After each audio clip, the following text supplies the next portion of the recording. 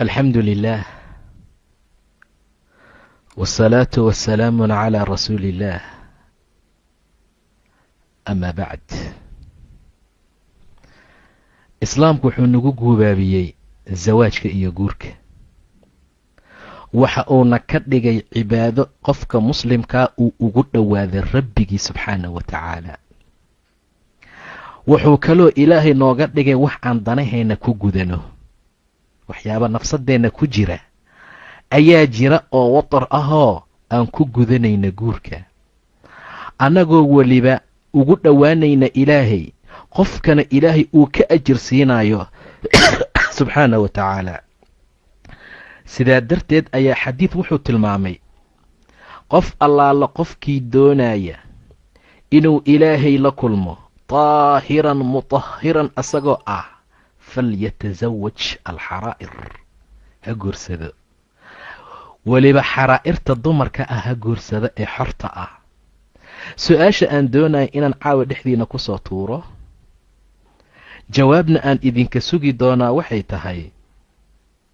waa tee gabadha uu guursanayo wiilka muslimka ah gabadha la rabo in xuquuqaadka ay ka soo baxdo ee wiilka muslimkaa la doonaya inuu guursado waa tee ghaayada zawaajka iyo guurka ayuha alikhwa ma aha in la helo ama la soo saaro jiil hagaajin kara wax karinta tacaamka sharaabka alaabta waxyaabaha adduunka loo baahan yahay laakiin ghaayada guurku wuxuu yahay in la soo saaro oo la helo jiil bishariif ah suluug aad iyo aad u qiimo badan sidaa darteed ghaayada qofka muslimka ah looga dalbo inuu u doorto zawjo saalixa ah oo garanaysa rabbigeed oo adeecaysa siri iyo si muuqatay si qarsoon labadaba ilaa usrada ay noqoto usra saciida ah oo liibaantay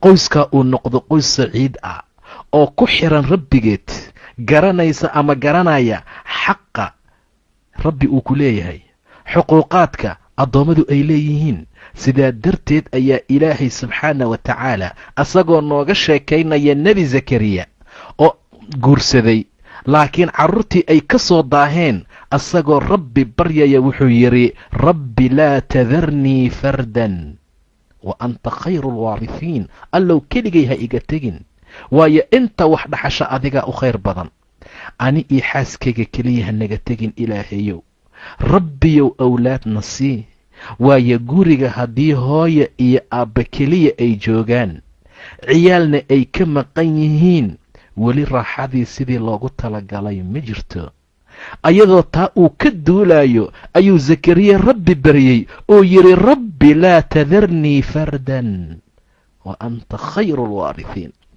inta wax dhaxasha adaa u khayr badan kollay owlaadaad isiisa adaa la noqonaya owlaadda aan dhala adigaa iskale oo qaadanaya adigaa isiiye adaana la noqonaya ilaahayow ilaah muxuu yidhi faاstajabnaa lahu waanu ka ajiibnay wawahabnaa lahu yaxyaa wiil yaxya la dhacan siinay wa aslaxnaa lahu zawjah sawjadiisiina waan u wanaajinay sawjadiisii waa loo wanaajiyey see loogu wanaajiyey waxaa loogu wanaajiyey xuquuqaadkii ninkeedii ku lahaa ayaa la garansiiyey wayna ka soo baxday jaarka ayaynan ku qaylin jirin carab dheeri iyo cod dheer ma lahayn wa aslaxnaa lahu zawja gabdhaha maanta gadaal baan ka arki doonaaye ninka intuusan hadlin bay hadlaysaa subxaanaka yaa ilaahay dumarka marka la dooranayo oo la ikhtaaranayo oo la leeyahay sawjo saalixad ah ha la doorto wax sahlan ma aha waxyaabaha rabbi noo tilmaamaya wax sahlan ma aha saa darteed buu ilaah yidhi wa aslaxnaa lahu zawja maxay sameeyeen innahum kaanuu yusaaricuuna fi lkhayraat yaa iska dhalay hooye aabba wan wanaagsan yaa iska dhalay hooye iyo aabbe ilaah subxaanah wa tacaala ku xiran yaa yaxye iska dhalay hooye iyo aabbe xuquuqaadka midkoodka kala bixiyey hadday naagtu xadgudubto odaygu waxay leedahay raalli ahoo waan qaldamaye haddii asagu qaldamo raalli ahoo walaal waan qaldamaye waa sida guryaha lagu nool yahay waa sida allah ugu talagalay subxaana wa tacaala. naama anagaad nagu hadal celinaysaa, naa doofaariya ma anagaasaana dhahaysaa, war waxyaho subxaanaka yaa rabbi. ma aha waxyaabaha ilaahay subxaana wa tacaala uu ugu talagalay usrada. goormee noogu dambaysay gabar raaligelinaysa ninkeeda? maba la yaqaanba, soo maaha. goormee noogu dambaysay wiil raaligeliya naagtiisa? waa xaalad dhib badan. sidaa darteed baa walaalayaal xuquuqa sawjeynka ah mar allaala marka ilaahay uu baneeyey ee uu kitaabka ku caddeeyey, waxaa loola jeeday in la helo usro mustaqiimo ah, in la helo qoys wanaagsan, in la helo beyt saciid ah oo liibaanay. saa darteed buu ilaahay yidhi maxay sameeyeen? innahum kaanuu yusaaricuuna fi lkhayraat. khayraadkay u degdegayeen. maxay kaloo samaynayeen? qoyskaa barakada leh. wayadacuunanaa, wayna baryayeen ragaban warahaban wa kaanuu lanaa khaashiciin. annagana waynoo khushuucnaayeen. sidaa darteed walaalayaal, doorashada zawaajka aan dhehee ama waxyaabaha gaayada ah ee aan ka doonayna guurku muxuu yahay? ma inaan ku shahwa gudano keliya? ma in aroosna loo dhigo oo xaflado la sameeyo keliya? tv nalaka duuba keliya? ma in mataqaanaa jaraa'idada iyo websaadyada qaarkood baa lagu soo qoraa baryahan ee tahniyad aroos iyo waxyaabo kale? ma intaasaa gaayaheena yahay walaalayaal? ma intaasay ujeeddadeennu tahay? ma intaasaan u kharash garoobaynaa? ma intaasaan qaali hortiisa u fadhiisanaynaa? ma intaasaa xaaladeennu tahay? maya, waxaan doonaynaa inay soo baxaan durriyo saalixa ah oo rukuucaya, oo sujuudaya, oo dukanaya, oo tasbiixsanaya, oo rabbi weynaynaya subxaana wa tacaala. gaayaha aan ula jeedna waa sidaa. guurka ujeeddada aan ka rabna mar allaala markii shahwo gudashada iyo hooyada mataqaana xaaska kuu helinaya, wehelka kuu noqonaysa, dhinacaaga istaagaysa markaan ka bixina kadib, waa inaan soo saarnaa jiil, waa inay soo baxaan durriyo, waa inay soo baxaan caruur saalixiin ah. tarkac wa tasjud, rukuucda, sujuudda, tasbiixsata, rabbigood weynaysa subxaanahu wa tacaala. saas waaye gaayaha guurka. sidaa darteed ayaa cumar ibni khitaab wuxuu oran jiray, nafteyda waxaan ku qasbayaa mararka gobolka mida jimaac, inaan xaaskayga jimaaco. waxaanana ula jeedaa anoo jecel inay soo baxdo nasma, duriyo, naf ilaahay u tasbiixsanaysa subxaana wa tacaala. waan qasbayaa anigoo laga yaaba inaanan doonayn oo hami aanan u lahayn, ayaan xaaskayga u tegayaa, yaan xaaskayga jimaacayaa, yaan xaaskayga u yeeranayaa. intaa waxaan ula jeedaa in naf ay ka dhalata meesha, naftaasoo ilaahay u tasbiixsata. cumar ma doonayo, uma aadaya arrintaa owlaad liajli atafaaqur waatakaathur uu ku faantamo, uu mataqaanaa qabiilku ugu faantamo, uu yidhaahdo warhoy waxaan badinayaa qabiilka si aan isaga dhicino qabiil hebel. wuxuu doonayaa oo ujeeddadiisu ay tahay owlaad rukuucda oo sujuudda, ilaahayna u sujuudda subxaanahu wa tacaala. saasuu markaa rabaa. xaaladiisu waa sida, arrintiisaa saa ah. fiiri cibaaduraxmaan markay ilaahay baryayaan subxaana wa tacaala. mar allaala wax aan ku indhaqaboobsana sawjaadkeena iyo carruurteenna nooga hibeey. war xaaskaaga mar allaala markaad u soo gasho ayadoo bashaasho faraxsan, galaas biyo ayadoo wadda, alla maxaa kugu soo dhacay maanta, xaalkaagu sidee buu noqday, war waad soo habsaantay maantee ma dhib baa ku helay, waxyaabo kale ay kugu soo dhowayso. iyo mar allaala marka aad u soo gasho ayadoo gafuurka taagan. ka warrama walaalayaal. assalaamu calaykum shib, see tahay shib? nabad baa saaka lagu kala tegey, nabad iyo baraar iyo bashbash baa lagu kala tegey. qaxwihii iyo shaahii way siisay markuu baxayey. wuxuu ku soo laabtay guriga isagoo isdhahaya si fiican isaga naso, tacabkii iyo daalkii iyo howlihii iyo waxyaabihii ka naso. muxuu nastaaba? shaqada bannaankaa u roon. muxuu nastaaba? salaamu calaykum baa laga qaadi la'yahay. muxuu nastaaba? wax loo haysto iyo wax kale maba jiraba. wax loo haysto iyo wax kale ma jiro, maba leshaybaab. dadku waa bishardi inay iska warhayaan. shaygu waa shay macquul aha loo baahan yahay. saa darteed baa wiil ama gabar waxay tiri baa la yidhi, hooyaday iyo aabbahay iskama warhayaan. aabbahay wuxuu leeyahay hooyada waan dalaaqaya, waan furayaa. hooyana waxay leedahay aabbahaa dhar iima iibinayo. ka warrama walaalayaal. subxaanaka yaa rabbi. aabba wuxuu ku tala jiraa inuu talaaqo soo maaha.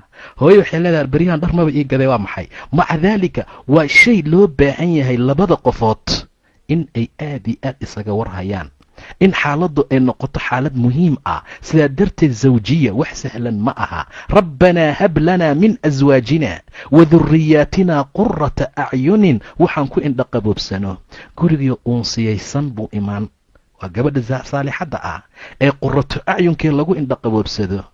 wuxuu imaanayaa macawistii oo diyaar ah, wuxuu imaanayaa biyihii oo loo kululeeyey, wuxuu imaanayaa arrimooyin fara badan. qisaa jirta laakiin inay waxba ka jirin macquul ah. waxaa la yidhaahdaa gabadha waxaa lagu yaqaana kaastan waxay inta badan soo qaataan cali iyo faadima. cali mar allaala markuu albaabka ka soo gelaya bay yidhaahdaan dadka gobolka mid ah, waxay mataqaanaa faadima waxaa u diyaar ah ul iyo waxaa u diyaar ah bay leeyihiin iyo galaas biyo ah. mar allaala marka albaabka sidaa looga furo, in allaala intaan qaldamay intaad maqnayd iga goy ushaan hoowaatanaaya, galaaska biyahana waa loo siinayaa. saasaa markaa la yidhaahdaa. laakiin waa qisaan waxba ka jirin. oo dumarka inta badan, ragga inta badan waxaa loo baahan yahay inay noqdaan rag xilkas ah. dumarkan waxaa loo baahan yahay inay noqdaan dumar la dhaqi karo, lagu indhaqaboobsado. in fara badan oo badan ay mataqaanaa noqon karaan dad waxyaabihii loogu talagalay ka soo baxa. rabbanaa hablanaa min aswaajina waduriyaatina qurata acyunin wajacalnaa lilmuttaqiina imaaman. saayaa ku ducaysanaya, waxaa ku ducaysanaya ragga guurdoonka ah, ragga guurka raba inay sameeyaan, ragga ayagu raba inay guris aas-aasaan. laakiin lilasaf maalmahan dambe waxaan helaynaa aabbayaal doonaya, waxay u soconayaan inay tahay in maal la helo, in mataqaanaa amar noocaas oo kale ah laga tegaya tarbiyadii xaaska laftigeeda, tii owlaadda ay markaa lahaayeen. ummaddii iyo ilmihii waxay ku barbaarayaan shay aan daaco ilaahay ahayn. aabbihiina wuu khasaaray, ilmihiina waxay u khasaareen calaa xaddi sawaa, si isku mid ah. sidaa darteed ayaa waxaa loo baahan yahay qofka muslimka ah mar walba inuu dardaaranka ilaahay ku haya qalbiga. yaa ayuha aladiina aamanuu quu anfusakum wa ahliikum naara, ehelyadigii nafyaalkiina iyo ehelkiinaba naarta markaa ka ilaaliya oo ka badbaadiya. saa darteed ahmiyada keentay in zawjo saalixa ah la helo waxay noqotay xaalad noocaas ah, waxay noqotay xaaladda midda ugu qiimaha iyo wanaagga badan. saa darteed ayaa waxaa loo baahan yahay mar walba in qofka la guursanayo ama inanta la guursanayo ay noqoto inan aad iyo aad u qiimo badan xagga diinta, xagga akhlaaqda, xagga aadaabta, xagga ixtiraamka, xagga fulinta xuquuqa zawjiga ah ayaa loo baahan yahay. waayo waa masrac, waa dhulbeereed. dhul beereedka mar allaala marka la beeranayo dhul fiican baa la raadsadaa. ninka lagu magacaabo abilcaas ayaa awlaaddiisii la dardaarmay. wuxuu kula dardaarmay uu yidhi war nudfadiina ama ninka mataqaanaa wuxuu yidhi ninka naakixa ah ee guursanaya, carruurtaydiyey dhegaysta, ninka naakixa ee guursanaya waa muqtaris, waa zaraac, waa nin beer raba inuu beerto. ee qof walba iyo shaqsi walba oo idinka mid ah ha iska fiiriyo meesha uu abuurkiisa ku ridanayo, meesha abuurka uu ku ridanayo. waayo gabadha waa zarci sida ilaahay tilmaamay subxaana wa tacaala. nisaa'ukum xarthun lakum, waa beero oo kale buu yidhi ilah subxaana wa tacaala. nisaa'ukum xarthun lakum, waa beero, fa'tuu xarfakum ana shi'tum. saa darteed buu ilaahay ku tilmaamay inanta inay beer tahay. war haddaan beer jirin waa la baaba'ayaa, war haddaan beer jirin waa la baahanayaa, war haddaan beer jirin waa la gaajoonayaa, war haddaan beer jirin waxba ma jira meesha. waxa adduunkao dhan fiiri, waxa ugu qiimaha badan ee ugu wanaagsan maxay tahay? waa beeraha. sidaa darteed ayaa duwalka gobolka mid ah ayagoo dhulkooda waxba aan ka bixin oo waxba aan ku samaynin iyo beeraha ku dadaalayaan, zaraaca lagu dadaalayaa. ilaan waxa ugu qiimaha badan waa waxa ilaahay dhulka ka soo bixiya subxaana wa tacaala. maca daalikaba xaaskii waxaa lagu tilmaamay inay beer tahay. beertu maxay tahay? maxay u noqotay beer? waxay u noqotay, waxay soo saaraysaa injaab, dadka ayay kaafinaysaa, guriga oo dhan ayadaa iftiiminaysaa. fiiri guryaha iskaabulaha iyo guryaha sawjka ah ee xaasaska ah. wiilka iskaabulaha ma aragteen? iskaabul waa ninkaan naagta lahayn. caawo dhan buu saa u meeraysanayaa, caawo dhan buu saa magaalada ugu meeraysanayaa. albaabka markuu saa usoo furo tafash uu taagaya isagoo dhanba. sariirtii waa isku dardarsan tahay, galaaskii uu shaaha ku cabay geeskaasuu yaalaa, waa wasaq weli. iisheg maxaan dhahaa asagoo dhan si kale surwaalkii halkaasuu ku tuuran yahay.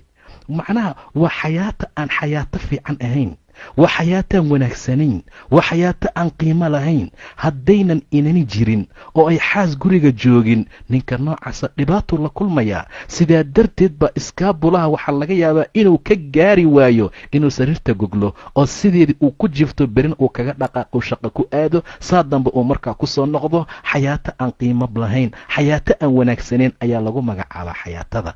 wiilka zawjka ah ama gabadha sawjada ah see waay xaaladooda ayagana? mar allaala markaad meel dheer ka soo socotaad guriga udugiisii, waa marka guriga uu yahay guri laysku ixtiraamo, oy gabadhuna xaaladda ay rabto ahamiyaddeeda ay leedahay oo xaqa lagu leeyahay ay garanayso. gurigayoo udgaaya, gurigayoo nadiif ah, sariirtii oo goglan, wixii oo wada fresh ah, wixii oo wada wanaagsan. bal weligaa ma ku martiqaaday nin mataqaanaa casuubi ah ama iskaabula ah iyo nin xaas ah? isku wada fiiri. midka iskaabulaha wuu ku kaxaynayaa, xaguu ku geynaya mataqaanaa? makhaayad buu ku geynayaa. maqaayadii baad dhex fadhisaa, koo xaggaasuu wax ka cunaya, koo halkaasuu joogaa, dabayshii waa ku soo maraysa, dadkiibaa saa kuu soo maray, intaa laga baxaya, waxyaabo fara badan. wixii oo dhanba wax hagaagsan ma aha. iskaabulo wuu ku soo kaxaynayaa, bannaankuu kugu sheekaynaya, waa ku macsalaamaynayaa. anigoo xaas ah ka waran haddaan ku martiqaado ama aan ku casuumo, maxaan samaynayaa? marka ugu horaysa marka xaaska loo sheego oo la yidhaahdo caawa martidaasaa imaanaysa ama maanta dadkaabaa nala soo qadaynaya, qol qaasa sooma diyaariyaan dumarka. soo uunsi iyo cuud iyo waxyaabo kale laguma shido. mar allaala marka albaabka uu ka soo gelayo meel gudboon oo dadban oo waxaa la fadhiisiyaa marka hore dabayl iyo dad saas usii maraayo iyo dad saa usii maraya ma jiro. biyo marka hore ama casiiraad ah ama juus ahaa loo dhigaa, soo maaha? waa intaan qadada la gaarin. waa la ixtiraamayaa, waa la maamuusayaa. saabuuntii gacanta uu ku dhaqan lahaa, oomadii ee biyihii diiranaa, waxyaabo fara badan yaa tilmaami karaba. marka laba nolol oo isku dhow ma aha, laba nolol oo kala saraysa oo kala qiimo badan waay. laakiin waa goormee? waa marka wiilka uu garto xaqa ay inanta ku hoos nool ay ku leedahay, uu ixtiraamo, ayaduna ay garato wiilka qaba xaqa uu markaa ku leeyahay. waa marka intaa la helo. haddii intaa la waayo soo maaha, wax qiimo ah ama wanaag ah ama sharaf ah oo meesha laga gaaraya ma jiro. gurigana wuxuu noqonayaa guri jaxiimo ah oo dhibaato badan oo mashaakil fara badan markaa leh. saa darteed qofka muslimka ah waa inuu doortaa zawja saalixa ah, u dhasho awlaad lagu tarabiyeeyo taacada ilaah subxaana wa tacaala. usradaa waxay noqonaysaa usro saciida ah. usradu haddii usro saciidaa noqoto waxay kari kartaa inay ku socoto manhajka dacwada ilaahay subxaana wa tacaala ee ilaahay diinta amray subxaana wa tacaala. ahdaafta aan u noolnahay waa dacwo walaalayaal. saa darteed ayaa mar allaala marka guriga saciid uu noqdo dacwadii ay u fududaanaysaa. dadkii hore mid kasta oo soo islaama mid buu dacwada gaarsiin jiray.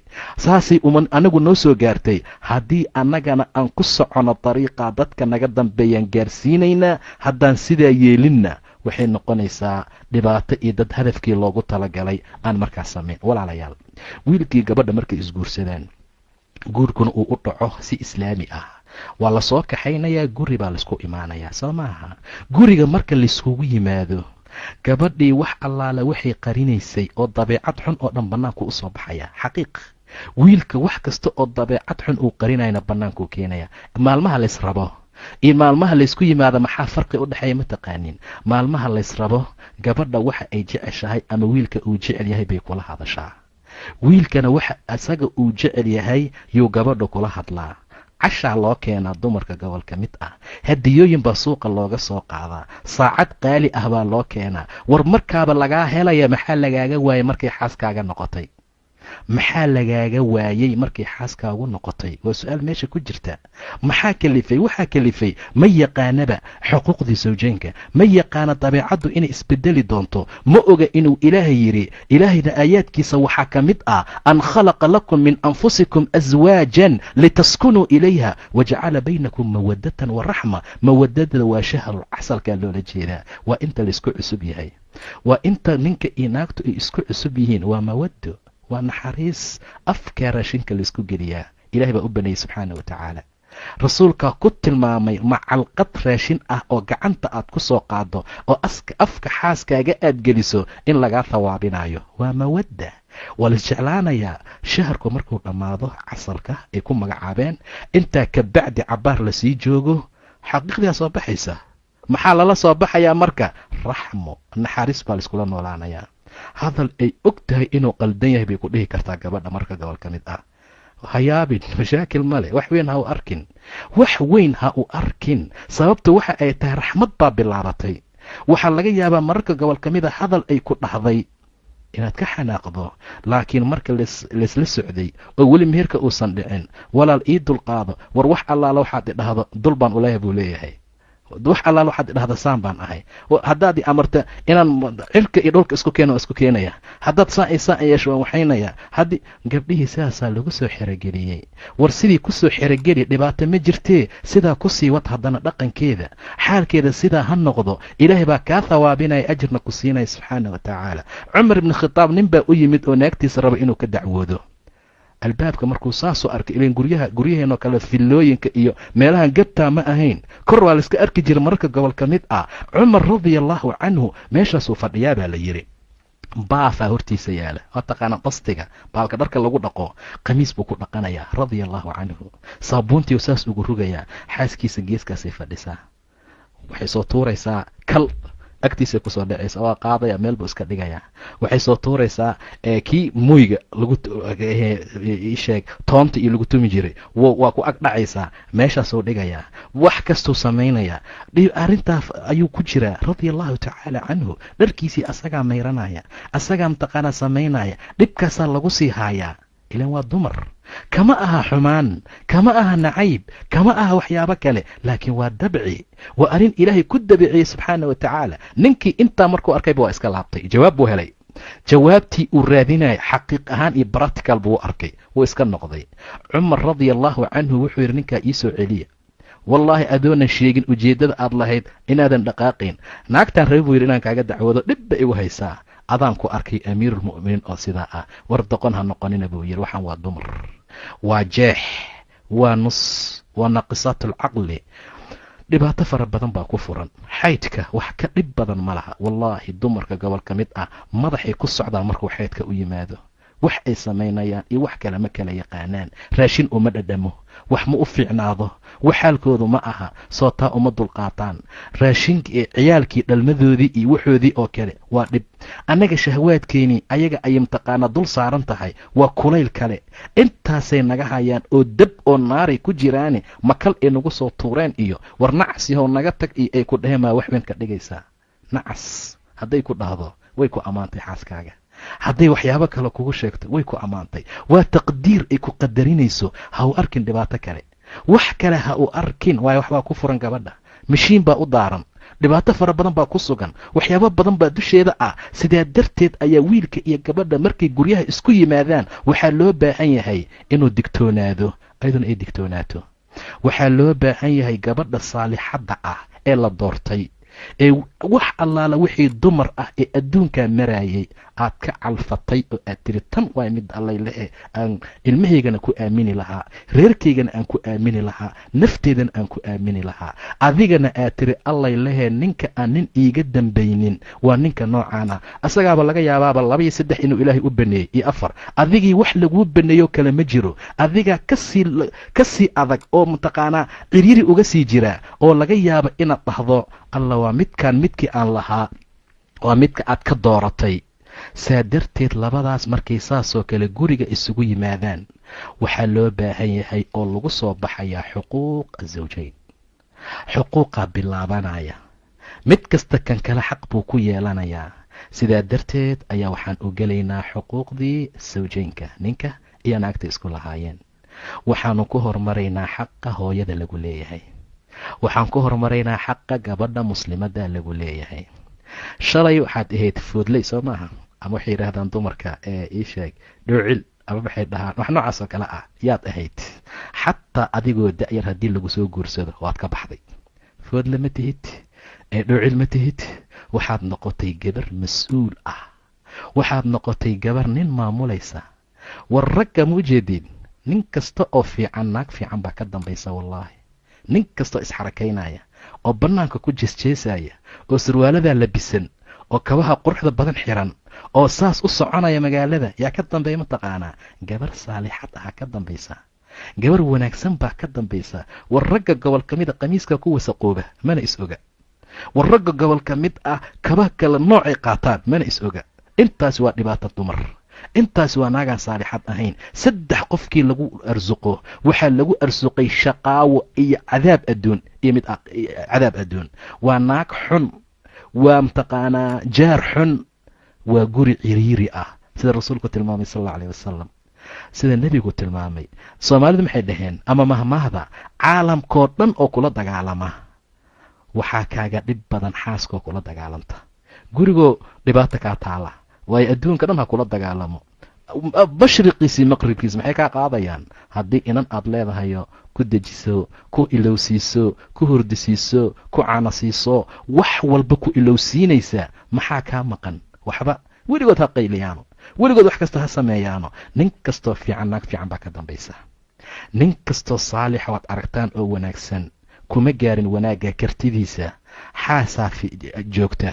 waxbaa ilaahay ku arsuqay subxaana wa tacaala. 3 ninka lagu arsuqo waa sacaado adduun, gabar saalixad ah iyo jaar saalix ahoo fiican iyo guri waasica. guri waasica, guriga waasica qolalka faraha badan ma aha. 2 qol allahayow deganaada ama 1 qol. waa guri diinta lagu oogo, waa guri walaalay iyo walaala laysdhaho. war doqon yahow iyo doqonya xaggee jirtay? war wax yahow saan ah xaggee? war waxaan yaa guursan jiray?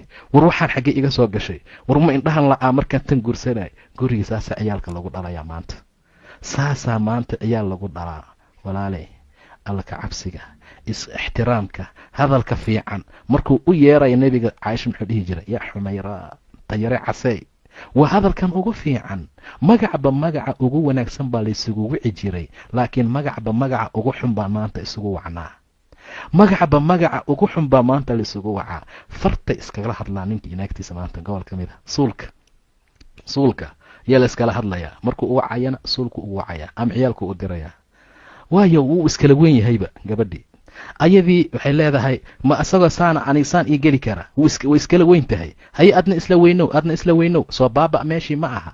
war aaway xuquuqaadkii, war aaway gurigii saalixa noqon lahaa, war aaway gurigii wanaagsanaan lahaa, war aaway gurigii cizada iyo waxaan lahaa. aaway hooyadaa buu leeyahay, hooyadaa aaway aabbaha ma baxay.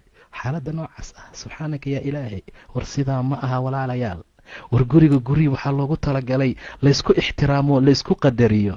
war gabdhaha gobolka mid ah waxaa la rabaa inay dhararaan imaashaha ninka. saacadday saas u eegta mar walba, inay saacadda saa u fiirisa mar walba.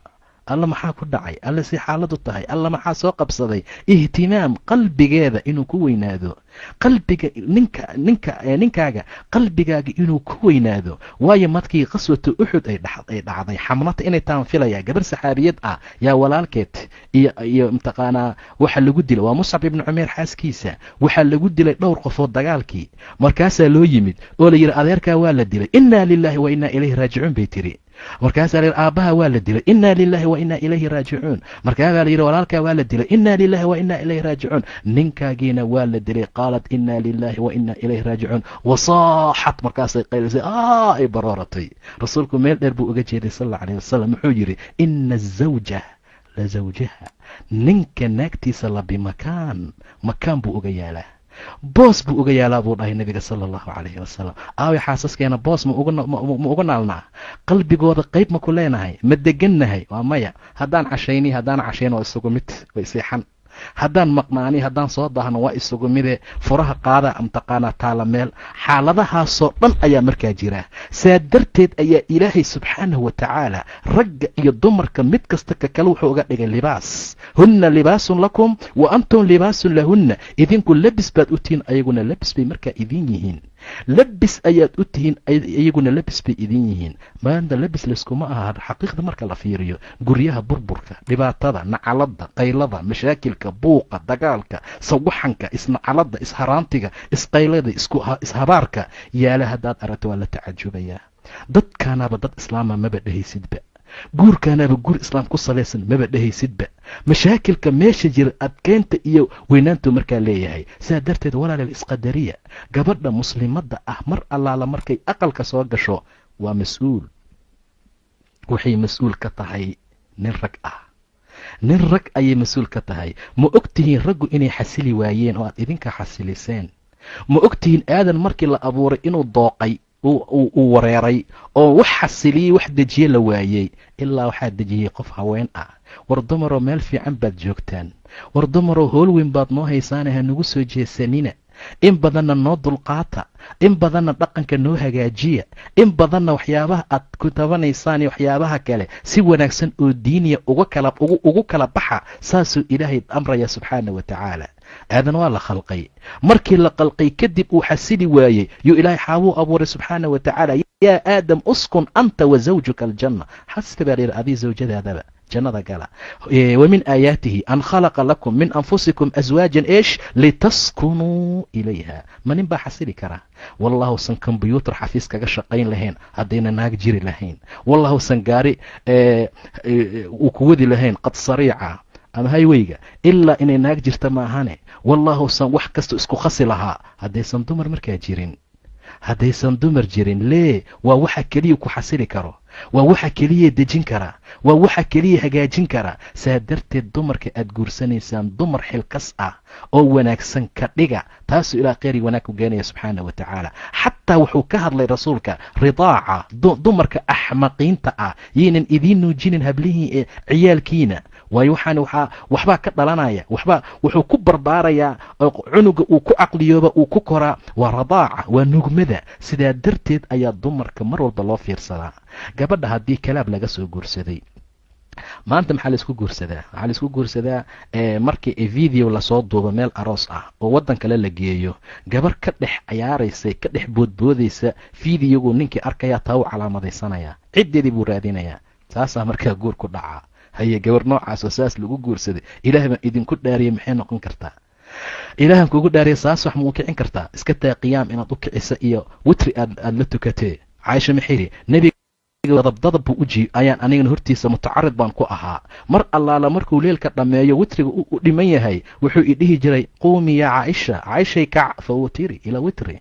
haye tu oo cajal ay ku boodboodaysayoo inta muusig loo daaray wiil ay kula ciyaaraysay ayaad calmatay oo calafkaagii noqday, calafkaaga meel xunu galay. saa darteed ayaa waxaa intaad soo waday ma laga yaaba saas wax inaad u kiciso. weliba xadiis buu nebigu ku tilmaamay, ilaahay ha u naxariisto nin walba oo kacay oo 2 rakacadood tukaday, xaaskiisii kiciyey, hadday diidana biyo qabow intuu gacanta ku soo qaaday wejiga uga rusheeyey. ayadana alxamdulilah ilaahu khayr ku sii tiri ee kacday, weysaysatay, 2 rakacadood tukatay. sidoo kale allah u naxariista gabar kacday 2 rakacadood tukatay, sawjkeedii walaal istaag oo kac oo tuko, waa waqti xasaasiya tiri. markuu hurdada isku dhejiyey aragtayna intay sacabka biyo ku soo qaaday shab wejiga uga siisay. ilaahay khayr allah ku siiya gabadhii u duceeyey ee kacay ee 2 rakacadood tukaday. ninkana daakiriinta lagu daraa, gabadhana daakiraadka lagu daraa. ma laga yaaba in salaad la isku kiciyo, in iska daa in biyo wejiga laysaga shubee. waxa ka dhacaya kaale arag mashaakilka habeenka dhacaya. haddii laga yaabo ka ugu fiican markuu kiciyo dhaho istaag ee salaada subax tuko ee naga daa ay tiraahdo, ka ugu fiican waxaa laga yaabaa inuu masaajidka aado, ka kalena inuu iska agseexdaaba dhici kartaba.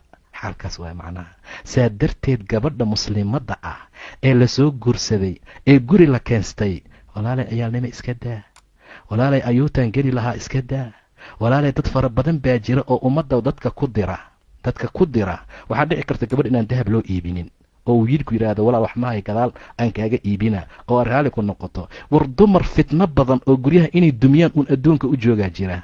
inta loo soo galaa wallahi gabdhaha qaarkood waxaa laga taabanayaa meeshaan sadriga, walaal maxaa dhacay, kii guduudka maba ku xirnee, faq caawi habeenkaasoo dhan maba mataqaanaa lala hadli karaba, wax la weydiin kara ma laha. xaalkeeda waa sidaa. fartaa wax kuma jira miya? jijin laguma iibin miya? kan laguma samayn miya? way jiraan kuwa noocaasa. hadday idiin yimaadaan jijinta iyo dahabkaba maba jecelin dhaha, ta aakhiran sugaynaa. xaalku waa sidaa. gabar caaqil waa inay noqoto, gabadha waa inay maskax yeelato. war waxaa la yidhahdaa shaytaan gurigaagu kaa saaraa, kiisana kuma geeyo. wallaahi dumarka saa dhahaya wallaahi san nin lahayn, wax ixtiraamo oo qadariyaysan lahayn, wallaahi wax ka dambeeyaysan lahayn, waxay rabtaa inay aqalkaaga dumiso. adaa guri leh, adaa sharaf leh, adaa qiimo leh, adaa rag leh, adaa lagaa mas-uul yahay, adaa nin gadaashiisa ka soo kacaya, markaasay isaga kaa dhigaysaaba mid ugu sarrayso ugu qiimo badan. markay kaa tagta wallahi meelay ku hooyata ma laha. laba dahab bay haysataa iyo laba faraati iyo hal maxaa la yidhahdaa ka gacanta la geliyo bushaleeti iyo waxyaaba la mid ah. xaaladda noocaas ah ayay dumarka gobol ka mida ka shaqeeyaan. marka walaalay adiga markaad guriga imaanayso waxaad u imaadaa ilaahay dartii subxaana wa tacaala. waan soo tilmaanay hadda sababta lagu ikhtiyaartay waxay tahay inaad soo saarta wiilal iyo gabdhar xijaabta oo rukuuca oo sujuuda oo ilaahay subxaana wa tacaala dartii wax u sameeya. xaaladda noocaasaa lagu keenay. laguma keenin inaad ayuuto gasho, laguma keenin guriga in mataqaanaa dahab iyo waxyaabo kale aad ka sheekayso, laguma keenin arrimooyinka noocaas oo kale ah. waan arki doonaa markaan xaqa wiilka gaarno. hadduu hanti helo oo ilaahay wax siiyo inuu kuu gado waa muhiim, way fiican tahay. inuu dharka kaa bedelo, inuu mataqaanaa dahab kuu iibiyo, inuu waxyaabo kale ku siiyo. arrinta noocaas ah waa shay lagama maarmaan ah. haddii ilaahay wasic siiyo, hadduu ilaahay wax siiyo, layunfiq duu sacatin min sacatihi waman qudira calayhi risquhu falyunfiq mima aataahu allah. saasuu ilaahay tilmaamaya. layunfiq duu sacatin soor iyo beriis ma aha, waa inuu nafaqeeyo wax allaale waxa sacadiisa ka mid ah. aqalka wuu ka bedeli karaa. guri xun ayaad deganeed oo ciriiri ah, ilaahay baa hanti siiyey, waa inuu kaa bedelaa. ma aha dhibaatadii shalay aad ku jirto inaad ku jirto. lagu kadeedi maayo, lagu cadaadin maayo. adigaba shalay waad sabarto, wax la-aan baad ugu sabartay. maanta waa inuu waxi uu helay uu wax kaa siiyo, waa inuu ciriirigii kaa bixiyaa. gaari hadduu kari karo waa inuu kuu iibiyaa, dahab hadduu kari karo waa inuu kuu iibiyaa. wa amaa binicmati rabbika faxadid. ragga gobol ka mida ayaa waxaasoo dhan waxay u arkaan waxyaabo aan waajibba korkeeda ku ahayn.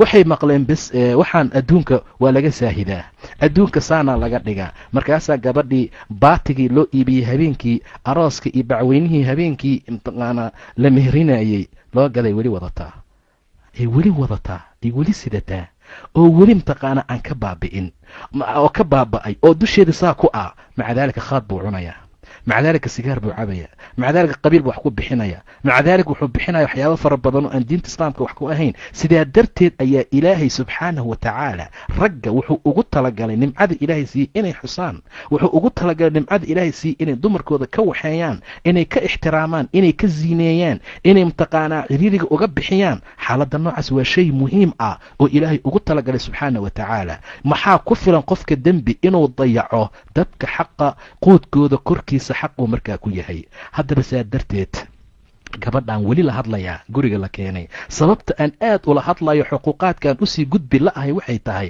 waxaan doonayaa in gabadhu ay ogaato, waxaan doonayaa inay gabadhu ogaato in guriga loo keenay oo guriga loo keensayba wax aad iyo aad u muhiim ah oo qadarin iyo mudnaan ah.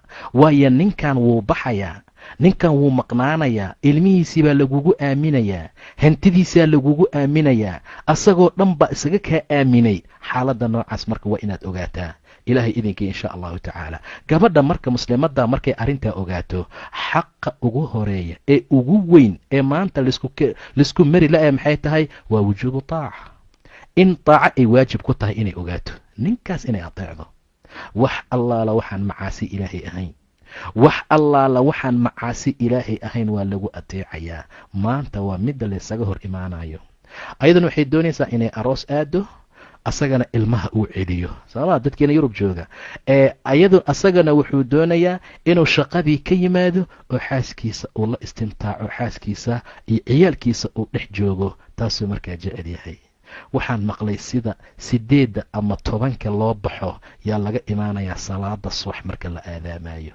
maskiinka maantoo dhan buu shaqaynayey, markuu maantoo dhan shaqaynayey caaboo dhan ciyaal buu kuu haayey. berita haddana wuu ka lahayaa, berita haddana wuxuu aadayaa shaqadii. aabay ujeeddadii laguu soo guursaday. ma inaad soo boodbooddo caawoo dhanoo gabar iyo wiil isguursanayo aad ka soo dhex shaqayso? maxaad ka helaysaa? war maxaa ajirka aad ka helayso, war muxuu yahay waxa ilaahay subxaana wa tacaala uu kaa siinayo, war maxay tahay waxa adiga aad u soo sheegayso laga bilaabo 10 habeennimo ilaa iyo 6 subaxnimo marka la gaaro, oo meesha aad jirto oo meesha aad joogto oo adoo tafash ah, adoon socon karin, adoon far dhaqaajin karin, adoon ciyaalkaaga qabsan karin, adoon ciyaalkaaga caano siin karin aad imaanayso. ma xaq lidinku leeyahaya? ma xuquuqaadkaa saas noqday? ma ilaahay subxaana wa tacaala ba arrintaa idinkala dardaarmay? waa maya. war haddaad aroos aadaysaan laydinma diidana, oo dhaqso tagoo dhaqso ka soo laabta. war arooska intaa la joogayo muxuu xaalkiisu yahay? arrinta noocaasa ka waantooba, ilaahayna ka cabsada dumarka islaamka ahow, xaqa laydinku leeyahayna sidaa ma aha. saa darteed waa in lays ateecaa, khaasatan ninka waa in la ateecaa. alrijaalun qawaamuuna cala annisaa, ragga dumarka ayagaa qawaam u ah, ayagaa saytareeya.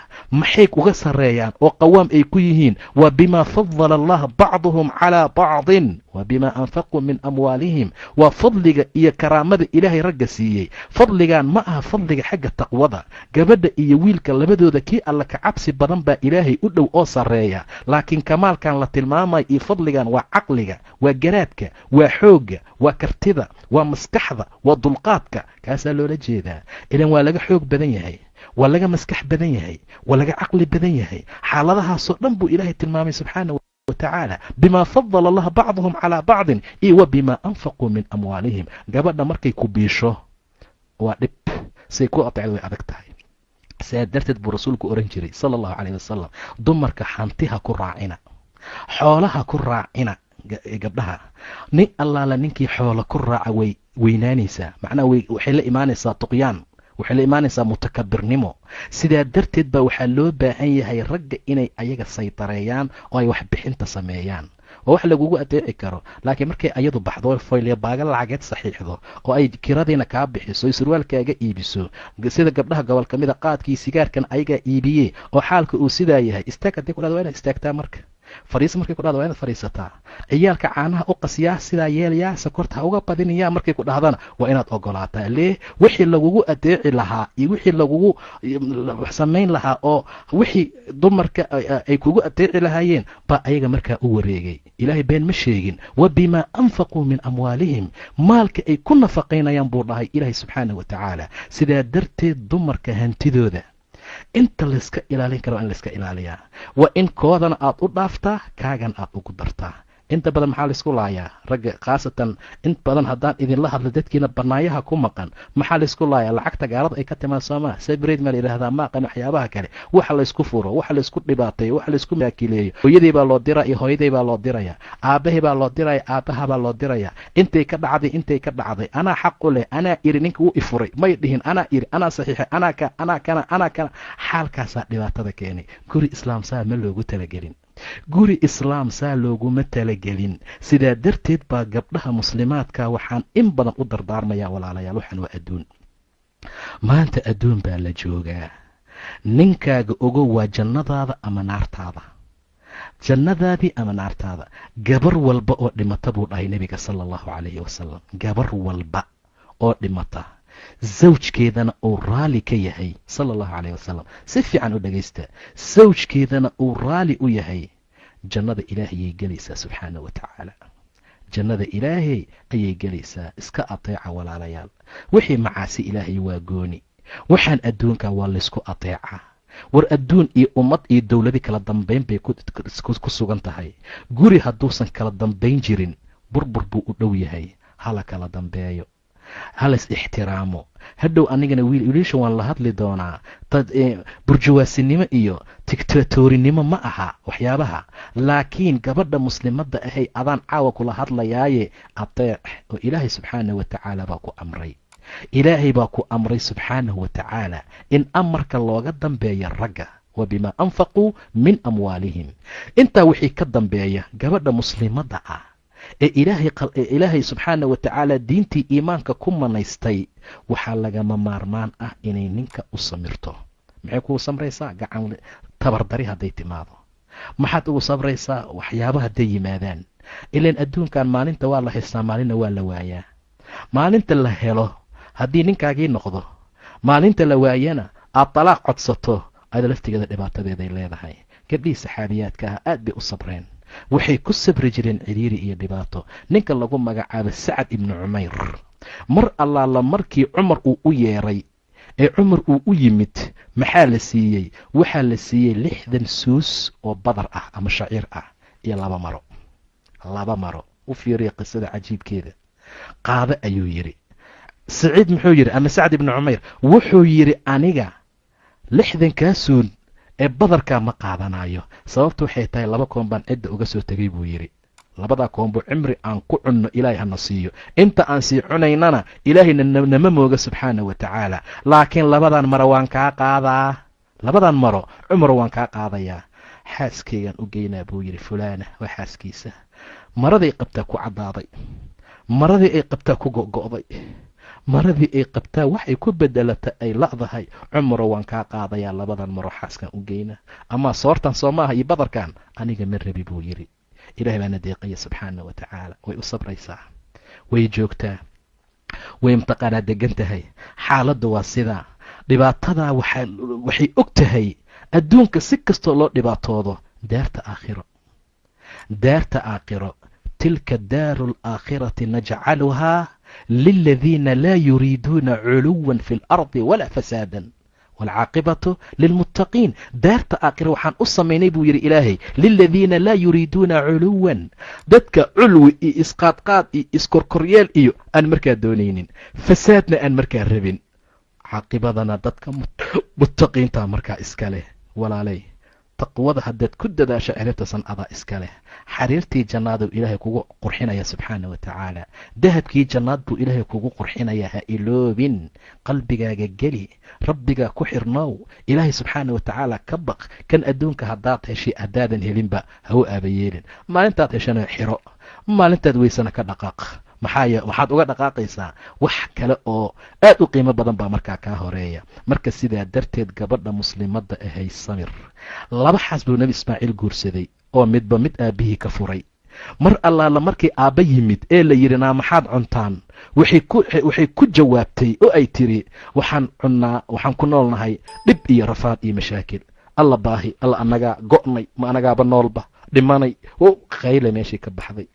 odaygu wuu la yaabay. waa ibraahim, waa saaxiibkii ilaahi subxaana wa tacaala. wuxuu yidhi ninkaaga hadduu yimaado salaan iga gaarsii. guriga albaabka alwaaxa ku dheganna ha fujiyo mid kale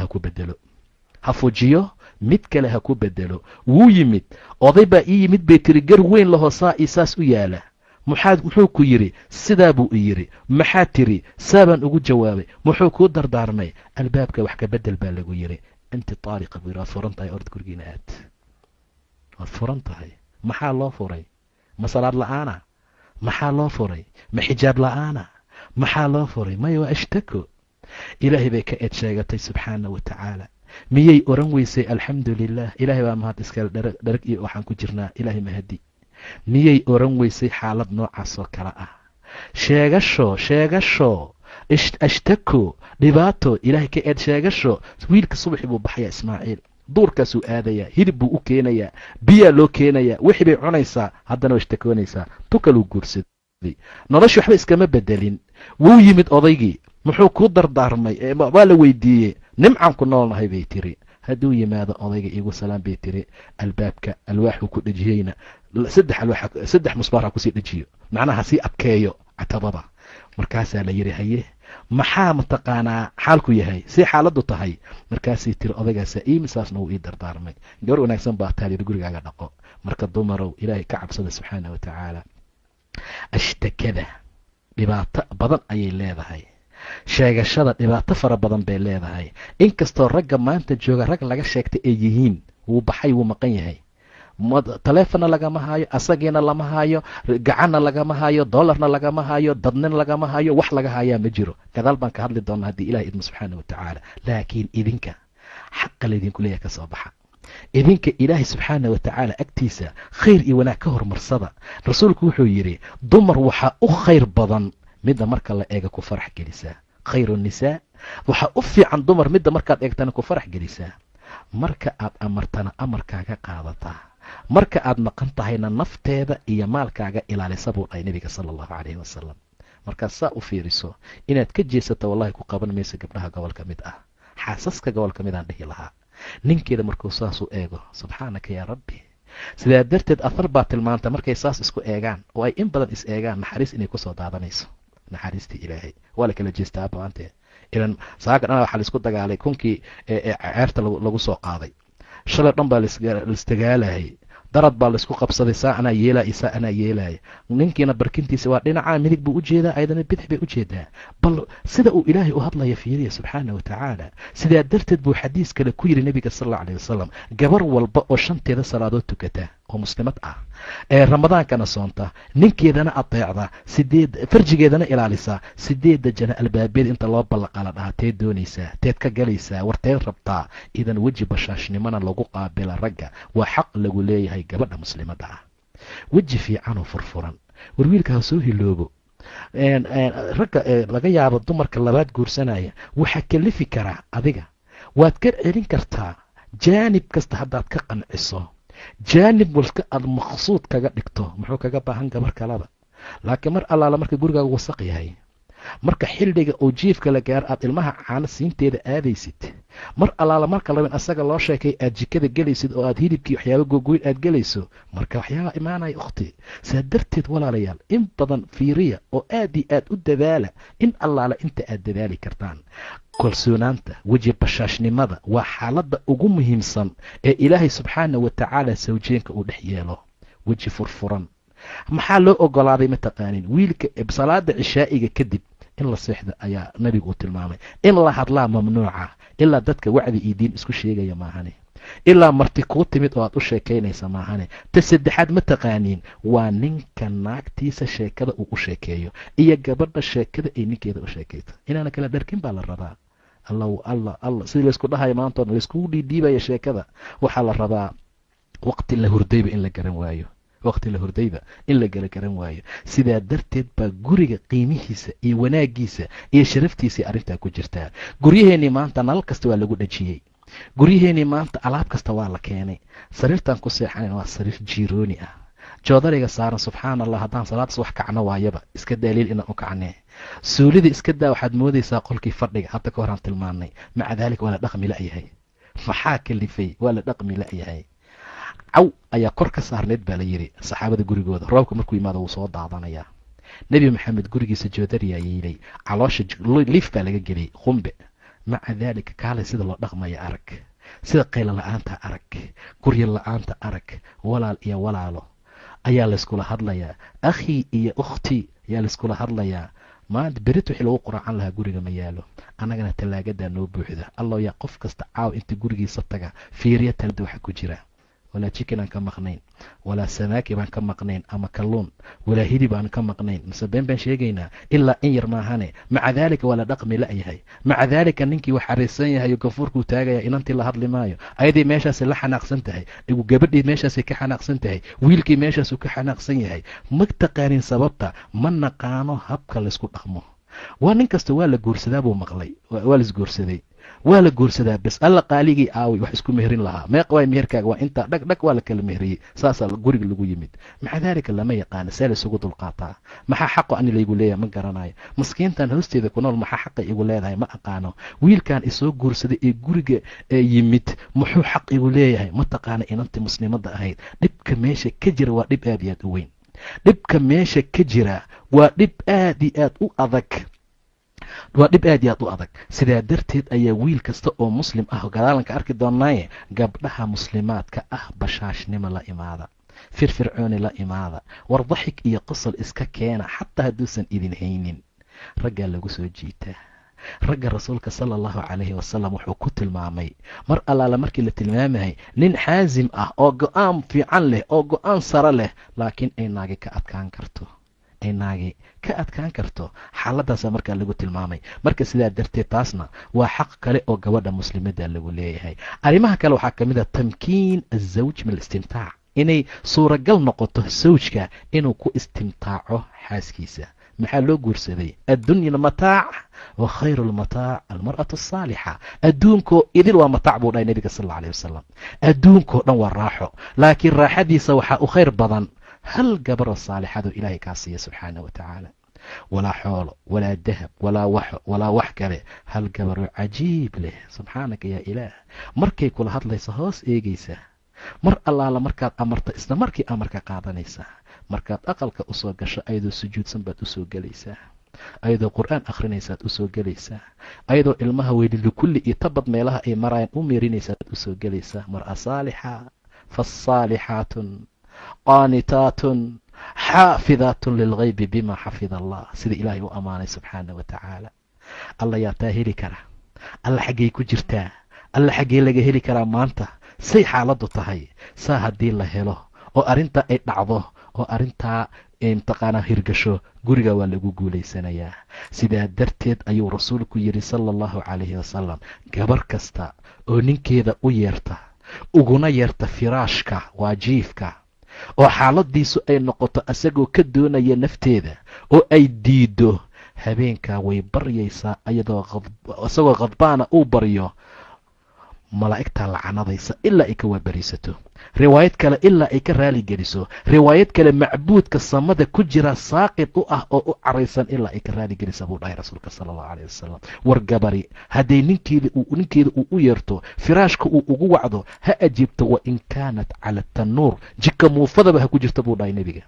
cajiin bay dhajisay, tinaarkii xabad muufa ku dhajisay, iyadoo ka soo bixin rabtuu u yeeray, ha gubta muufada, ka tag, ilan waajib baa yimid soo maaha, ha iska gubta xabaddaa muufaa, dhib ma laha. saa darteed buu rasuulku leeyahy wa in kaanat cala tanuur. riwaayad kale waxay tiri wa in kaanat calaa dahri qatbin, rati dhabarkiisa qolaa ku fasirtay. qolaa waxay ku fasireen dumarka marka ay dhalayaan geed waxaa jira saa loogu fadhiisiyo lugaha, xataa hadday meesha saaran tahay buu dhahay rasuulka sala allahu calayh wasalam. qolaa kaa ku fasiray macnaha xaqa gabadha lagu leeyahay weynaantiisa. markii muslimiinta ay bannaanyada aadeen oo ay soo laabteen, waxay yidhaahdeen rasuulka allow faris iyo ruum iyo xabashaanu soo aragnay, boqoradooda waa loo sujuudaa, waa faajiriin, waa mujrimiin, waa mushrikiin, waa gaalo, haddana waa loo sujuudaa. wallaahi anta axaq, adigaa ku xaqnimo badan rasuulka ilaahayow, adigaa ku xaqnimo badan inaan kuu sujuudnay, ma kuu sujuudnaa buu dhahay rasuulka sal alla alayh wasalam. ayay ku dhaheen saxaabada, wallaahi haddaan axad amri lahaa inuu axad kale u sujuudo, gabadhaan amri lahaa inay ninkeeda u sujuuddo buu dhahay rasuulka sala allahu calayh wasalam. inay ninkeeda u sujuudaan amri lahaa. hor intaa in ka badan ma ladin tilmaami karaa xuquuqaad? war xaqee ka weyn sujuud oo ilaahay mutaystay subxaanahu wa tacaala. axad kale haddii ay dhici lahayd inuu lahaan lahaa, gabadha lama dhihi lahayn hooyaa 9 bil iisu ku soo waday u sujuud, lama oran lahayn aabba iskuulkaagii waxaagii caanahaaga qabay u sujuud, lama dhihi lahayn walaalkaa a kula dhasho kuu cisaamin jiray oo ku ilaalin jiray u sujuud, intaba lama dhihi lahayn buu yidhi. laakiin gabadhan waxaan amri lahaa, la amartu lmar'a tasjuuda lizawjiha, inay zawjkeeda u sujuudo ayaan amri lahaa buu dhahay rasuulka sal alla alay wasalam. ee ha ii sujuudina, waa mamnuuc sujuud qof bani aadama qof kale inuu u sujuudo. low ay dhici lahaydna gabadhaan amri lahaa inay ninkeeda u sujuudo. waa xaqa lagu leeyahay weynaantiisa. maxay ka yaqaanaan dumarka maanta jooga xaqa noocaas ah? maxay xaalkoodu yahay gabdhaha noocaas oo kale ah? waa maya. sidaa darteed baa waxaa loo baahan yahay ninka in la ixtiraamo, waxaa loo baahan in la qadariyo, in raganimadiisa la muujiyo, in keyrkiisa la muujiyo, inaad dadka ka sharifto odaygaaga, inuu ninka ugu sarreeya uu yahay aada ogaato, in guriga mar allaala marka uu soo galo ciyaalka aad ka aamusiso, tixsiga aad bannaanka uga saarto, qaylada iyo shanqarta aad u diido, wax walbo istiraaxa uu heli kara inaad u samayso. gabdhaha muslimaadka saa waa hawl ilaahay idin diray, waa shaqo idinka laydinkugu talagalay, idinka mooye cid kaloo samayn kara malaha. haddii qadaamad loo keenay, haddii jaariyad loo keenay, haddii tu shaqaysa loo keenay iyo kumaankun haddii loo keeno, wallahi aysan xasilin karin ilaa adiga mooyaane, ilaa adiga maahane, ilaa gabadha uu qabo mooyaane. sidaa darteed ayaa gabadha muslimaddaa saa loogu talagalay, arrintaasuu ilaah ugu talagalay subxaana wa tacaala. waa in suuro gashaa istimtaac, waa inuu ninku shahwo gudan karaa, waa inuu mataqaanaa uu ku degi karaa. sababtu waxay tahay walaalayaal, maanta fitanta jirta aad bay u badan tahay. bannaanka marka la baxo gabdhihiio dharla baa taagan soo maaha. haddii dhinacan loo jeesto waa sida waxaa run noqota shaytaanka markuu dhahayay uma la'aatiyannahum min bayni aydiihim wa min khalfihim wa can aymaanihim wa can shamaa'ilihim walaa tajidu akarahum shaakiriin. soo balan ma qaadin shaytaan, horay iyo gadaal iyo midig iyo bidix baan uga imaan doonaa. gabadha markay maanta kaa hor timaado qaawan, midig haddaad ka fiiriso saa u jeesad tu kala taagan, bidix u cararba tu kalaa taagan, ka jeesaba tu kalaa taagan. subxaanaka yaa ilaahay, meeshaasaa lagu jiraa. dhibaatadaasaa raggu ay ku dhex sugan yihiin. marka sidaa darteed waa in la helaa arrin gaabisa, arrintaa ka qancisa, arrintaa ka hortagta. yaa macshar ashabaab man istataaca minkum ulbaa'a falyatazawaj buu dhahay nebiga. war ninkii baa awoodi kara ha guursado, waayo guurka indhuhu laabaa, farjigana wuu ilaaliyaa. qofka aan keri karinna ha iska soomo, farjiguu ilaalinayaa, indhahana waa laabayaa. maanta markuu gabadha oo mtaqaanaa xaaskiisa ah intuu salaada casir salaada subax tugtay, ilaahay subxaana wa tacaala baa u baneeyey waaladiina hum lifuruujihim xaafiduun ilaa calaa aswaajihim, sawjaadkooda mooyaane. mar allaala markii ilaahay sidii uu ugu talagalay ay wax u qabsadaan oo asaga uu shabacaan noqduu dhargo, akhlaaqdii gabadhuu ka dhargay, raashinkeedii macaantiisii buu ka dhargay, wuxuu ka dhargay hadalkeedii fiicnaa, waxa uu ka dhargay nafteedii, waa uu meeftay, salaadii casir buu tukaday, waa uu labistay, bannaankaasuu baxay. muxuu wax uga baahan yahay walaalayaal? muxuu u baahan yahay oo kale? yaa arrintaas suurageliyey? gabar muslimad ah. yaa arrintaas suurageliyey oo sameeyey? gabar fiican. saa darteed baa firaashka waxyaabaha ugu badan ee laysaga hor yimaado asagana uu markaa ka mid yahay. sidaa darteed ayaa ilaahay subxaanahu wa tacaala in badan ajir fara badan uu ka siiyaa. wa fii budci axadikum sadaqa, axadkiin galmooshadiisa uu u galmooda xaaskiisa waa sadaquu dhahay rasuulka sala allahu calayhi wasalam. nebigoo magaalada maraaya ayaa soo baxay, wuu soo galay, xaaskiisii oo dirin falkinaysuu dhaha iska dhig. markaasuu ka dangutay. markuu ka dangutay ayuu yidhi ninkiinii bannaanka baxa oo gabar arka oo ay cajab geliso oo hamigii sii kaco, xaaskiisa ha u yimaada buu dhahay rasuulka sala allahu calayhi wasalam. ha ka xaaja guda, bidciga waa isku mid. gabadhaa waxay tahay midaan tahay, saasuu markaa leeyahay. war wiilkii dhallinyaro ah maanta oo aan guursanin ee inta bannaanka baxo dhibaatadaa la kulmo, gurigiisa waa iskaabulo, waxaa yaala hal sariir iyo buuggii ingiliishka uu ka baranayay, koobkii iyo bakeerigii wax ku cabaayay, muxuu ku xaaja gutaa walaalayaal? yaa macshar ashabaab man istataaca minkum ulbaa'a falyatazawaj, ha guursado, indhuhu laabaa, farjigana waa xifdiyaa. qofkaan keri karina ha sooma buu dhahay nebiga sala allahu calayhi wasalam. waa inay suura gashaa hawsha noocaas ah. arrinta noocaasa ilaahay asagoo tilmaamaya wuxuu yidhi fal'aana baashiruuhunna, haddeertaan xaasaskiina u taga buu dhahay ilaahay subxaana wa tacaala. fal'aana baashiruuhunna wabtaquu maa kataba allaahu lakum, ka raadsada wuxuu ilahay idinka qoray owlaad ah. awlaad ka raadsada buu dhahay ilaahay subxaana wa tacaala. lama dhihin ilmihii ka raadiya keliya, maa kataba allahu lakum buu dhahay ilahay, wixii ilahay kaaga qoray. hadduusan ilahay nooga qorin ka waran, maka helaynaa? waa maya. ma aha marka inaan raximka ka gubno, ma aha inaan dhakhtar jeexjeexa u geyno, ma aha inaan xaaladda samayno, ma aha inaan iswaalno, waa inaan ilaahay qaldihiisii qadarkiisa ku raali noqono subxaana wa tacaala. gabdhaha muslimaadka ah, xaq noocaas ahyaan waa shay muhiim ah oo looga baahan yahay. waa arrin ilaahay ugu talagalay subxaana wa tacaala. waa arrin muhiima oo xasaasi ah. waa arrin ilaahay subxaana wa tacaala uu ku xiray ilaa ay ka raali geliso inuu ilaahay lacanadayo ama ay malaa'igtu lacanadayaan, ilaa asaga uu markaa ka raali noqdo oo markaa ay ka raali geliso. haddaba xuquuqaadka gabdhaha lagu leeyahay bacdamuu aad iyo aad u fara badan yahay, anaguna weliba kii wiilasha gaarin, kii gabdhahana aan 1 iyo 2 markaa joogin, ayaa mar kasta waxaan ku dardaarmi lahaa cushro wanaagsan, dhaqan wanaagsan. war guryihii maanta waxaa laga bedelo. war gabar kastay isku dayday xataa, bal isku day, bal waxuun inaad ka bedesho. maalin walba dad baa la heshiisiiyaa, maalin walba walaalayaal, maalin walba dad baa la kala dhex galaa, waa nin inaagtiisa.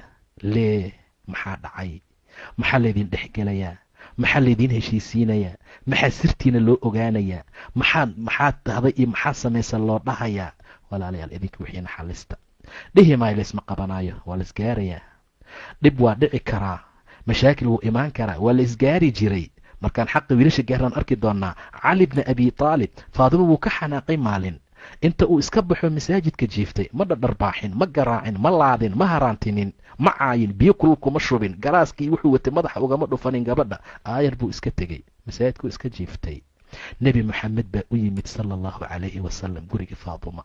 calina ma joogo, waqti qoyliisuna waa la marayaa oo hergelma ah. ka waran ninka ragga wixii gurigiisa ka bixiyey waqti ay duhurnimo taho la qabeeyey. waa waqti dhibaato badan. waa xilliyada ilaahay uu diido xataa inay ciyaalka noo soo galaan min bacdi salaati alcishaa من قبل صلاة الفجر وحين تضعون ثيابكم من الظهيرة ومن بعد صلاة العشاء سدح ذا وقت حتى عيالك يرركا يدين سو قرعانا بو الله إله سبحانه وتعالى آبي باليرين أذيركا أو علي markaasay tiri waxoogaa waan isku dhacnayo iima soo hergelin maanta muxuu sameeyey sala allahu calayhi wasalam iisoo raaraadiye buu dhahay dad buu u diray war cali meeshuu jooga hadda iisoo ogaada wiil yar baa soo arkooyi rasuulkii allow cali masaajidkuu hurdayaa wallaahi masaajidkuu ugu galay rasuulka sala allahu calayhi wasalam masaajidkuu ugu galay cali oo maradii ka dhacday oo dhinacaanoo dhan ciid ay ka gaartay yuu nebigu ka tirtiraya sala allahu calayhi wasalam asagoo odhanaya qum ya abaturaab qum ya abaturaab qum ya abaturaab war aabbihii ciidow kac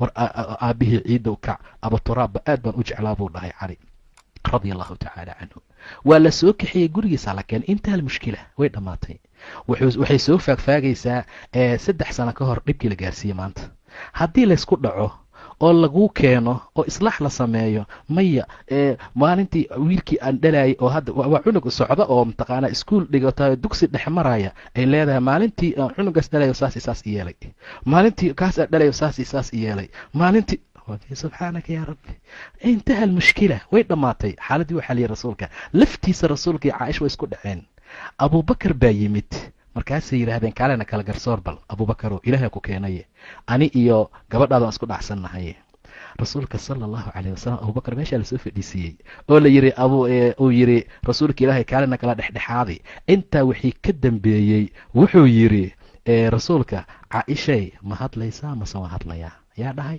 nebi maxamed macnaha dooda ma bilaabaysaa ma furanaysaa aabbaa fadhiyee mase anaa furtaa qul bay tiri walaa taqul ila alxaq hadal bay tiri laakiin been ha sheegin subxaanaka yaa rabbi hadal bay tiri laakiin xaq may wax kale ha ku hadlin abubakar intii luu rabayba waa soo istaagaye caaishuu u tegaye dharbaaxa la yaqaan buu ku dhuftay ilaa waa gabadhiisiiye ma rasuulkii allaad leedahay xaq ku hadal bay u yidhi say ku dhacday inaad nebiga dhahdo walaa taqul ila alxaq ma nebi maxamed baa been sheegaya way soo carartay ma bannaankay u baxday maya ma rasuulka aabbaheed gadaashiisay martay maya nebiga gadaashiisay martay waa ninkeeda saasaa laga rabaa ninka iyo gabadha waa inay garan kartaa meel malja-eeda ilaa asaga mooye inuusan jirin way soo oroday wallahi nebi maxamed gadaashiisay martay rasuulka abubakar gacantuu ka qabtay markaasuu dha yaa abaabakar anagu saan kuuma wacanin iska bax buu yidhi anagaa waxayna dhammaysanayne anaga dharbaax iyo qof la dharbaaxa iyo arrintayna ma ka weyn tahay khalaas orod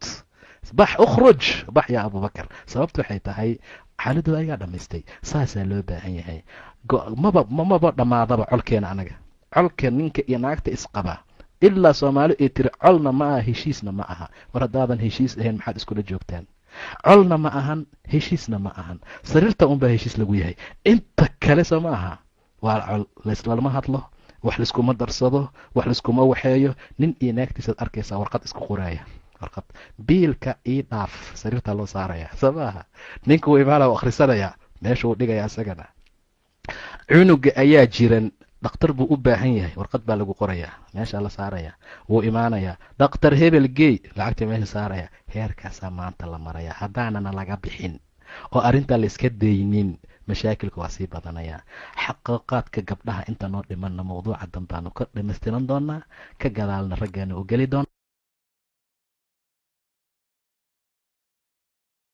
wax laiskuma darsado wax laiskuma waxeeyo nin iyo naagtiisaad arkaysaa warqad isku qoraaya warqad biilka ii dhaaf sariirtaa loo saaraya soo maaha ninka wuu imaana u akhrisanaya meesha uu dhigaya isagana cunuga ayaa jiran dhakhtar buu u baahan yahay warqad baa lagu qorayaa meeshaa la saaraya wuu imaanayaa dhakhtar hebel gey lacagta meesha saaraya heerkaasaa maanta la maraya haddaanana laga bixin oo arrintaa la iska daynin mashaakilka waa sii badanayaa xaqiiqaadka gabdhaha inta noo dhimanna mawduuca dambaanu ka dhamaystiran doonaa ka gadaalna raggaana u geli doona